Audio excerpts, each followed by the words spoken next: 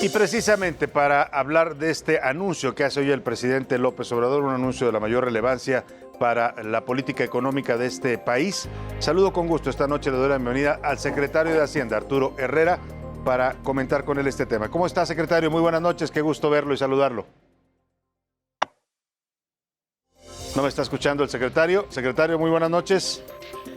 Parece que no me está escuchando todavía. El secretario Herrera ya está listo ahí en el enlace. ¿Cómo está, secretario? Qué gusto verlo. Muy bien, ¿me escuchas tú? Sí, lo escucho perfecto, secretario. Perfecto. Oiga, platíquenos, este anuncio que hace hoy el presidente parece un poco anticipado, faltan todavía 6 meses para el cambio en el Banco de México, pero sin duda era importante hacerlo. ¿Por qué en este momento, secretario? Sí, mira, es un poco producto del azar.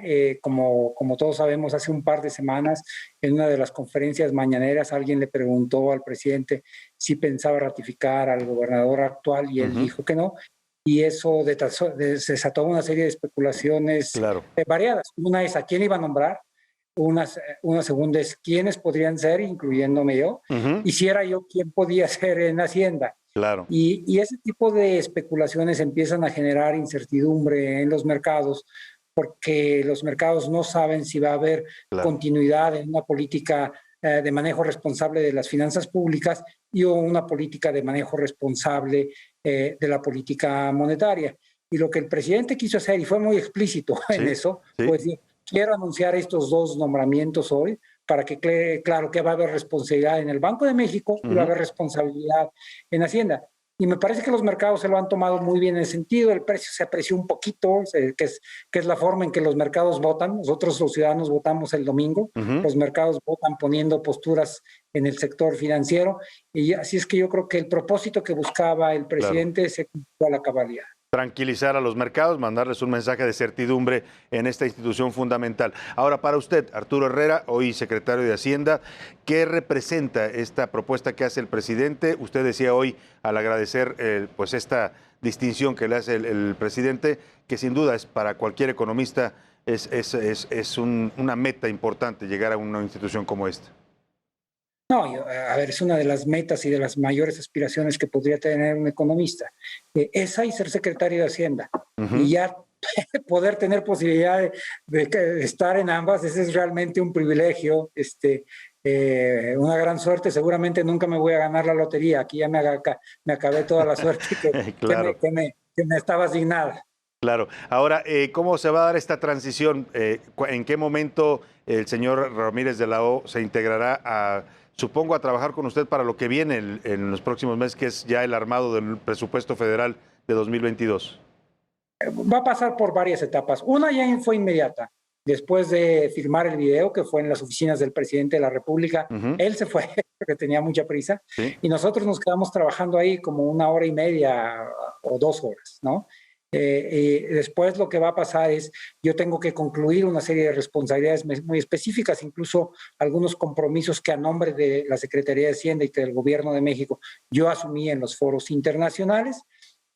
Yo estoy esperando que hacia mediados de julio, cuando concluya esto, yo renuncio de manera formal y ahí de manera formal él será nombrado secretario de Hacienda. Nuestros nombramientos tienen algunos aspectos en comunes y algunas pequeñas diferencias. Ambos tienen que ir al Congreso. El del secretario de Hacienda, como fue mi caso, en el momento en que se me nombra, se entra en funciones y después la Cámara de Diputados, que es la que tiene que ratificar. En el caso del gobernador del Banco de México, se nombra, pero tiene que ser antes aprobado por la Cámara de Senadores y después entra en funciones hasta la fecha específica demarcada por la ley, que es el 1 de enero, ¿no? Entonces, ese es más o menos lo que diría yo es el cronograma que vamos a estar viendo hacia enfrente. Secretario, ¿qué piensa usted de el que será su sucesor, el señor Ramírez de la O? Mira, yo lo conozco hace como 20 años. Lo conocí a través del presidente, cuando yo era secretario de Finanzas de la Ciudad de México. De hecho, lo conocí probablemente cuando yo era director general de Administración Financiera en la Ciudad de México, así es que eso debe haber sido en el año 2003, hace ya casi 20 años.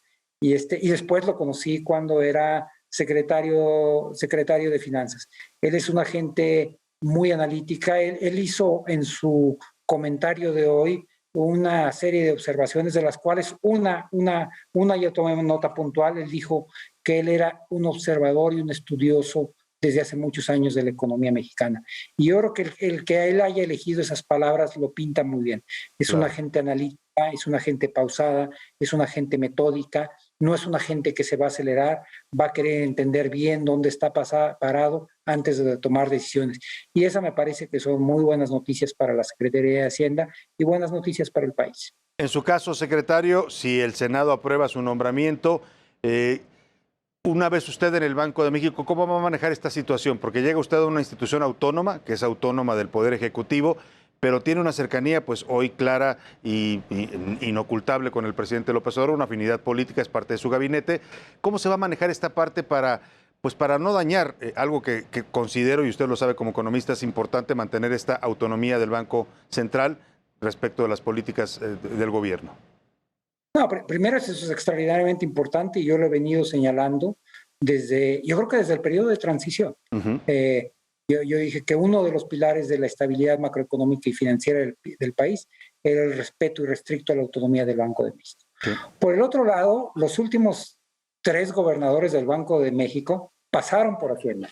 El propio Alejandro Díaz de León fue el jefe de unidad de la unidad de crédito público y fue el director del Banco de Comercio Exterior, tan solo un año antes de ser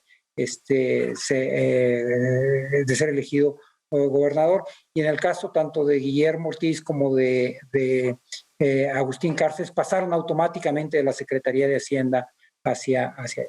Yo creo que lo que uno tiene que entender es el rol importante y las características de cada una de las instituciones en las que está. Donde estoy yo no hay ninguna ambigüedad. Mi jefe directo es el presidente de la República. Claro. En la próxima institución, si soy aprobado, tampoco hay ambigüedad. Quien gobierna es una junta de gobierno, formada por 5 miembros, donde un rol central es del gobernador, pero se reúnen todos los días a discutir los temas del Banco de México y se reúnen cada cierto tiempo con el secretario de Hacienda. Yo ya asisto a esas juntas para definir la política monetaria y en particular el nivel de la tasa de interés. Uno tiene que entender esas características. Digamos, Hacienda y el Banco Hacienda y el Banco de México además comparten, tienen vasos comunicantes en algunos temas. Por ejemplo, la regulación del sistema bancario y financiero. Una parte de esa regulación la tiene muy importante el Banco de México, otra la tiene Hacienda, por ejemplo, a través de la Comisión Nacional Bancaria y de Valores. Entonces, no son tareas que me son ajenas. Que le sean ajenas. Así es. Ahora, dado el caso, digamos, porque se puede llegar a plantear y a ocurrir, que usted, ya siendo gobernador del Banco de México, esté en desacuerdo con algo que quiere implementar el presidente o su gobierno, tendría, por supuesto, la capacidad de decirle no al presidente. Sí, pero hay dos acotaciones que yo quisiera hacer a tu pregunta. Primero, a diferencia de la responsabilidad que tengo hoy, donde probablemente veo al presidente varias veces al día, y los dos, Hacienda es sino es que tradicionalmente ha sido la única secretaría que está aquí en Palacio, ahora está la Consejería Jurídica también. Hay un trato cotidiano con el presidente. El Banco de México no tiene un trato cotidiano con el presidente. Tiene un trato cotidiano con la Secretaría de Hacienda. Es el agente financiero de la Secretaría de Hacienda, pero no con el presidente. Y después hay una diferencia en tono entre la responsabilidad del secretario de Hacienda y la responsabilidad del gobernador del Banco de México. Y eso lo vemos casi en todos los países. Yo mismo soy muy proactivo, tengo presencia en los medios, mensajes, etcétera, y eso es un poco lo que se espera del secretario de Hacienda. Los gobernadores de los bancos centrales suelen tener un perfil un poquito más discreto y es también parte de lo que se espera. Entonces, este toma y daga que se pudiera dar es muchísimo menos posible, primero porque no hay una relación directa y segundo porque los gobernadores de los bancos centrales suelen ser muy cautos en este sentido. Claro, usted sería partidario, por ahí han surgido algunas propuestas, nada concreto, pero sí se han plantado incluso con posibilidades de hacer una iniciativa para que se utilicen las reservas del Banco de México en algún momento, que se requiera presupuesto para el gobierno federal. ¿Usted estaría en contra de una medida de ese tipo? Sí. Totalmente. Sí. A ver, las reservas del Banco de México lo que ayudan en gran medida es a mantener la estabilidad del tipo de cambio. El tipo de cambio en el peor momento de la pandemia llegó a estar a 25.3 y hoy está en 19.7. Es decir, eso es algo que hace 20 años, en los 80, jamás era impensable. El tipo de cambio nomás se movía en una dirección, que era para arriba. Y el tema es cómo le hacíamos para controlarlo. Las reservas, la autonomía del Banco de México, todo eso son ingredientes que dan fortaleza al peso mexicano y hay que defenderlos. No porque tengan impacto en los mercados financieros, que lo tiene, sino porque también tiene un impacto muy importante en el poder adquisitivo. Claro. Lo primero que se deteriora cuando hay inflación, cuando hay una devaluación, es el poder adquisitivo de las familias. Y primero, el de las familias que tienen menos instrumentos para defenderse, es decir, aquellas familias de menores ingresos. La inflación eso es un fenómeno cruel en ese sentido. Afecta también más a los pobres que los que más tienen. Claro, y en ese sentido les pregunto, porque hoy se da justo el reporte de la inflación de estos últimos meses, y aunque hay una disminución, todavía se ve una inflación alta. Sí, y yo creo que lo que uno tiene que hacer un análisis preciso de si hay problemas estructurales o son problemas transitorios. Un problema estructural es cuando hay un cuello de botella ahí permanente y lo que está haciendo es acelerar la inflación. Un problema transitorio es algo que no va a tener un efecto a lo largo del tiempo. Por ejemplo, tuvimos un problema hace unas quincenas en el precio de la tortilla, porque había habido un problema en la producción de maíz en el sembrado hace algunos meses, entonces hubo menos maíz y por lo tanto el precio. Pero ese es claramente un problema temporal. Ahora que ya mejoró la cosecha de maíz, va a bajar. Lo que estamos viendo son algunos componentes en la inflación que están asociados claramente al aislamiento social provocado por la pandemia.